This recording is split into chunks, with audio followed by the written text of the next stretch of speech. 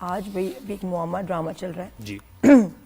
उसमें बड़ी अजीब कहानी है, बड़ी मजेदार। जो उसमें सबा का कैरेक्टर है जीजी का, वो तलाक के घर आ रही हैं। जी हाँ, क्योंकि खुद उनके साथ कुछ ऐसा हो गया, खुद उनके साथ हुआ, तो वो जो बदले में वो जो उनको लगता है कि भाई आदमी बेवफा होता है, बस बीवी को नहीं पता, तो क्यों उस मिजरी से गुजरे, तलाक करा दो। अब ये सारे आदमियों को टेस्ट कर रही हैं कि जो बेवफा है उसकी मैं तलाक कराऊं। तो एक तलाक करा चुकी, दूसरी करवा रही हैं। अब जिसकी करवा रही हैं अली अंसारी, जो कैरेक्टर जुनेद है, उसमें जिससे शादी हुई है अनुष, उसकी अम्मा है हिना रिजवी। और मेहरान, उन्होंने इतने मजे के 2 सीन्स अभी किए जिसमें डायलॉग एक में नहीं था। जो इशारों से उन्होंने बातें की हैं, हिलेरियस। और ये वो माँ है जो समझती है कि जो लड़का है वो जो है उसके चांसेस है कि वो चीट कर रहा है। वो जो मियाँ होते हैं वो चीटर होते हैं, कुछ ना कुछ चक्कर होता है, छुपा रहे हैं, और छापा मारो और उनको पकड़ो। उन्होंने छापा मारा भी, लेकिन पकड़े नहीं किया, हालांकि शी वाज राइट। वो उस वक्त, हाँ, उस वक्त जीजी के साथ छत पे होते हैं, टेरेस पे, लेकिन पकड़े नहीं जाते। तो हिना रिजवी से बात करेंगे। बड़ी इंटरेस्टिंग कहानी है। हाँ, वेरी इंटरेस्टिंग। हिना से बात करेंगे। हिना, गुड मॉर्निंग, अस्सलाम वालेकुम। वालेकुम वालेकुम अस्सलाम ज़ुहैब, अस्सलाम वालेकुम नादिया, कैसी हैं आप? यार मेरी आवाज बिल्कुल खत्म है, एनर्जी में लग रही है आप। कॉफी वगैरह पिया आपने, मुझे लग रहा है। नहीं, मैंने कुछ नहीं पिया, बस सुबह जल्दी उठ जाती हूँ और मैं ऐसे ही आपको मिलूंगी सारा दिन। ऑलवेज। तो ये हिना, जरा ये मजे के अपने इतने सीरियस ड्रामे में आपका इतने मजे का लाइट सा character, funny in some ways, ये क्या, ये आपने किया ऐसे, लिखा हुआ ऐसे था, वो बताएं। आप मायरा की जो माँ बनी हुई है।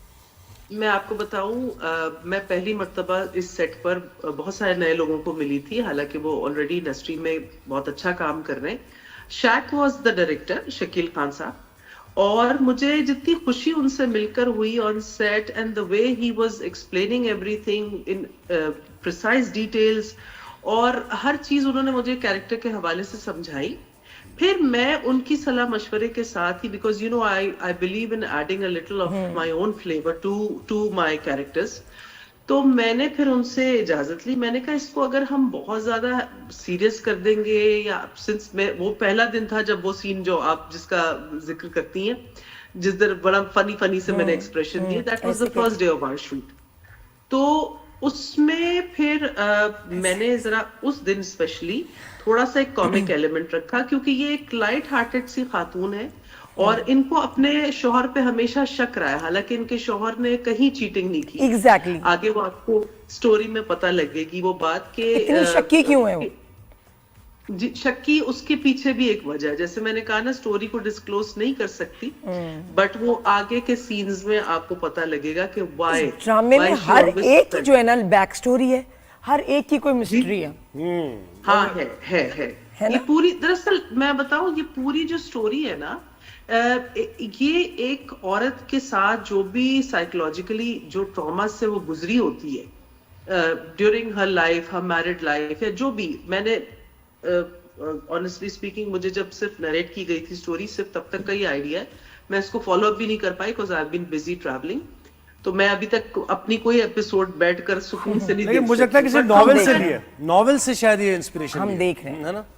आई थिंक सो, हाँ। और बहुत सारी, अब आप देखिए, सॉरी जरा यहाँ आपको डिस्टर्बेंस मिलेगी, मैं लोकेशन पे हूँ और मैं जरा एक अजीब सी जगह पे आई हुई हूँ। मुझे लगा बाहर से शोर आ रहा है, मैं समझी हमारे यहाँ लड़ाई हो रही है। मैं समझा ऐसे इकबाल वाला कुछ मामला लग रहा है। बड़ा कुछ होता है यहाँ पे। मैं इस शूट पे कौन चीख रहा है जगह पे, मैंने हमेशा यहाँ पे ऐसी रहा, पहले जब एक प्रोजेक्ट में आई थी तब भी लड़ाई हो रही है कोई, मैं एकदम वही, हमारे यहाँ शोर कहाँ से आ रहा है, वहाँ उनके सेट से भिंडिया ले लो, 3 डब्बे वाला, ये कुछ ये आवाजें आ रही है। मैं, हाँ वही ना, मैं, मुझे बड़ी अजीब सी बातें यहाँ सुनने को मिलती है, लेकिन आपको पता है यहाँ पे Karachi is a cosmopolitan city, बिल्कुल, और यहाँ पे आर्म डिफेंस में भी आपको ऐसी नहीं, बाहर को 3 डब्बे वाला आ गया, अपना उसके बिजनेस का टाइम शुरू हो गया उसका। मुझे आप अपनी लाइफ में मुझे बताएं, शक की बात हो रही थी, शक्की है आप लाइफ में? जी, शक के बारे में नहीं, बिल्कुल भी नहीं। मेरे ख्याल में मेरा जितना ट्रस्टिंग नेचर है, जिनको नहीं ट्रस्ट करना चाहिए मैं उनको भी ट्रस्ट कर लेती हूं। वैसे लेकिन शक मियाँ पे या दामाद पे कब करना चाहिए,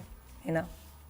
देखिए, बड़ी ऑब्वियस सी बात है, आज के दौर में एक बच्चे के हाथ में भी क्योंकि सेलफोन है, उसको इतनी चीजों की नॉलेज है, आप किसी के भी बिहेवियर में जब बहुत एक्सट्रीम चेंजेस देखते हैं, ठीक है ना, जो चीजें, चाहे वो मर्द हो, चाहे वो औरत हो, चाहे वो कोई भी हो आपकी लाइफ में ना, when you see something about them which has changed drastically all of a sudden.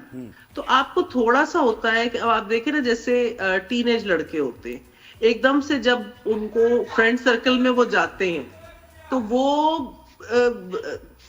नई चीजें एक्सप्लोर कर रहे होते हैं, तो घर वालों से ना बड़ा वो छुपा भी रहे होंगे, वो रात को माए कमरों में देखेंगी तो आइसोलेट हो जा कर लेते हैं, वही ना, वो Privacy. एकदम से ऐसा लगता है वो तकिए वगैरह सेट करके, तो वहां पे शक फिर करना बनता है कि भाई ऐसा क्या है, ऐसी कौन सी बात है जिसकी वजह से मेरा बेटा या मेरा भाई जो है वो रातों को छुप छुप के जा रहा है कहीं पे। तो it applies over everyone. Extra caring अगर हो जाए, और फिर अगर एक्स्ट्रा केयरिंग हो जाए और एक तब आपकी भी गट फीलिंग, सिक्स सेंस भी होता है, जो कि इस माँ का ठीक है। बात है कि बिल्कुल। दामाद इस वक्त होता कहीं और है, बात तो सही थी। नहीं, क्योंकि उसमें वो ये समझ रही है ना कि इन दोनों के इश्यूज भी हैं, और बेटी की भी वो फॉल्ट्स देख रही है कि उसको भी खाना वगैरह पकाना उस तरह से अच्छा नहीं आता, and she doesn't want, because she understands कि अगर कोई और ज्यादा अच्छा खाना बना रहा होगा और मेरी बेटी बीइंग हिज वाइफ उसको अपनी रिस्पॉन्सिबिलिटी से इतना नहीं समझ में आ रही, तो माँ का कंसर्न बिल्कुल ठीक है अपनी जगह। अच्छा, मुझे एक बात बताए कि क्या रिश्ते को खत्म कर देना चाहिए अगर कभी शक हो और उस शक में कुछ मतलब बात भी हो, ऐसा नहीं है कि वो बेसलेस हो, तो क्या रिश्ते को कंटिन्यू करने के लिए आपको माफ कर देना चाहिए या फिर खत्म कर दे कि भाई ये थ्रेशोल्ड है, बस दोनों यहाँ से को, आगे? इसमें हम दोनों को कहेंगे, लड़के को भी, अगर लड़की का केस है, लड़की का केस है तो उसको क्या करना चाहिए अगर लड़का ऐसे करता है? देखिए, शक भी होता है, सारी चीजें होती हैं, मगर सिर्फ शक को बुनियाद नहीं बनाना चाहिए किसी भी चीज को तोड़ने के लिए, मेरी नजर में। नहीं चले है कोई चीज, मैं कह रहा हूं है भी नहीं, अगर साबित भी हो गया, अगर साबित भी हो गया, पता भी साबित चल हो गया, जाए, वो शख्स माफी मांगे, शर्मिंदा हो, फिर क्या करना चाहिए? Partner. देखिए, उसमें ये करना चाहिए कि आपको again you have to set your boundaries, कि वो चीज रिपीट पैटर्न ना बने कि हाँ जी माफी मांग ली, हाथ पैर, ये तो वो बात हुई कि किसी को आप सर फाड़ दे, उसके बाद सॉरी उसको बोल दे और फिर क्या जी आइंदा नहीं करूंगा, लेकिन फिर ये चीज आप कर रहे हैं, तो एक दफा माफी मिलनी दैट चाहिए। Is wrong. एक दफा जो है ना, मैं समझती हूँ कि उसमें ही बाउंड्री इस तरह से सेट हो जाए कि सामने वाला भी, उसमें भी फिर वो बात हो ना कि वो दोबारा ऐसी हरकत लेकिन ना क्या करें जब सामने सवा कमर हो और उसने भी खाने को मिलाया वो जादू जब की उन पूरी जैसी मिलाई। खूबसूरत खातून हो तो मुश्किल हो क्या जाती है बाज दफा, लेकिन देखिए हम इंसान हैं और इंसान से बहुत सारी चीजें हो जाती, बस अगेन आई वुड से कि रिपीट ना करें उस चीज को। मतलब एक दफा माफ करें, सेकंड टाइम नहीं। हाँ, उसके अगर सेकंड टाइम अगला पकड़ा जा रहा है और पता लग रहा है कि इसने नहीं चेंज होना है, तो फिर माफी कहाँ से हो सकती है? ऐसी चीजों पे स्पेशली देखें जो आपके, अगर मैं शादीशुदा रिश्ते की बात करूं, अगर आपके शादी के डायनामिक्स को वो चीज चेंज कर रही है किसी थर्ड पर्सन की वजह से, वो कोई भी हो सकता है, वो कोई दोस्त भी हो सकता है, नॉट नेसेसरली अ वुमन और अ मैन, वो कोई आपका ऐसा दोस्त भी हो सकता है जो मुसलसल आपकी लाइफ को डिस्टर्ब करने आ रहा होता है। अगर आप में सेंस नहीं है उससे डील करने की और उसको ये शट कॉल देने की कि भाई this is my relationship, this is my wife और माय हस्बैंड, और आपका इतना नहीं बनता है कि आप हमारे मैटर्स में हर वक्त जो है ना you poke your nose and keep on disturbing our relationship, चाहे वो आपके टॉक्सिक फैमिली मेंबर्स हो, चाहे वो आपके टॉक्सिक फ्रेंड्स हो, यू शुड तो डिस्टेंस हिना, इसका योरसेल्फ मतलब फ्रॉम ये है सच कि मैरिज ऑफ कन्वीनियंस नहीं है कि इस नाम की नहीं। कोई चीज एग्जिस्ट नहीं करती। म्यूचुअल रिस्पेक्ट नहीं। And loyalty. नहीं, क्योंकि देखिए मैं समझती हूँ पेरेंट्स को भी जो है ना, यार मेरा दिल कर रहा है कि मैं जाके ना इसको दे दे आप 3 डब्बे, जो ये आपने कहा था कि कल आना तुम पता नहीं कौन है ये, क्यों आया आज? पहले भी हमने कल भी यहाँ शूट किए, नहीं आया था।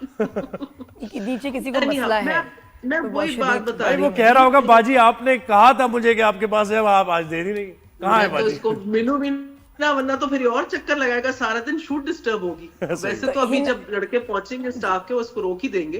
भाई तो इतना तो जल्दी, anyhow, माशाल्लाह इतनी जल्दी coming सेट back- पे आ जाना, ये कितनी प्रोफेशनल बात है कि मेरा ये एक्टर्स आज लेट का करते नहीं हैं ना, आ रही है वैसे तो- हिना कितने सारी दफा जी। आप तो जल्दी आ जाती हो क्या? बाकी लोग टाइम पे आते हैं, शूट टाइम पे शुरू होती है? शूट्स देखिए अक्सर और बेशतर तो हो जाती हैं। कुछ लोकेशंस जैसे ये वाली जरा जो शहर से मतलब क्लिफ्टन डिफेंस वगैरह से दूर हो, वहां कभी होता है कि ईएनजी जरा देर से पहुंची है, कोई भी रीजन ऐसा हो कि आपको पता है भी, जैसे गुल प्लाजा वाला वाकया, बहुत सारे लड़के उन एरियाज से भी आ रहे होते हैं, अलग अलग स्टाफ मेंबर्स हैं, उसकी वजह से अगर कोई डिले हो जाए तो हो जाए। और मेरा तो शुरू से ये है कि कभी भी ये नहीं हुआ कि मैंने किसी सेट पे, आज तक रिकॉर्ड है मेरा, कि 2 घंटे हिना रिजवी नहीं आई और काम नहीं हुआ, अनटिल अनलेस कोई ऐसी इमरजेंसी हुई हो। I am always on time, और ये मेरा शुरू से है उसूल जो आज तक चल रहा है।